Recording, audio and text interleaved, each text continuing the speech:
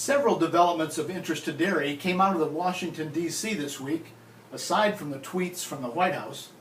On Tuesday, the House Ways and Means Subcommittee on Trade heard from the CEO of Dairygold, the $2 billion co-op in Washington state.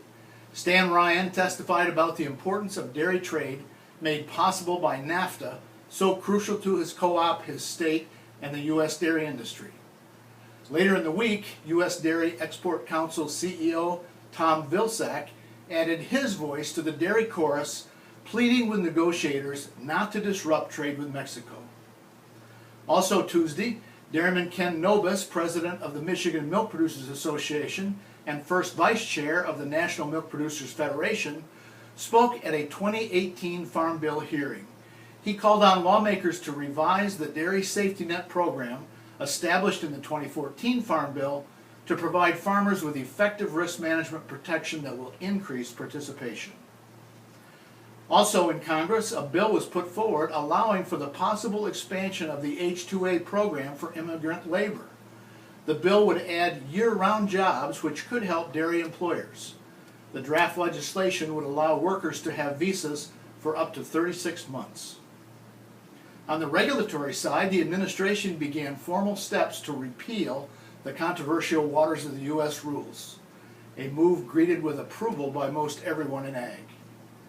This week, the 2 millionth dairy animal genotype was recorded in the U.S. Dairy Database by the Council on Dairy Cattle Breeding. It was 10 years ago that the first Holstein sires received genomic evaluations. Chief Executive Joel Hastings said swift adoption of genomics by dairy producers and AI companies has resulted in tremendous gains in genetic improvement. Since 2011, the average annual net merit gain for Holstein bulls entering AI is $80, nearly double that of the previous 6 years. And finally, perhaps a dubious milestone has been reached in California.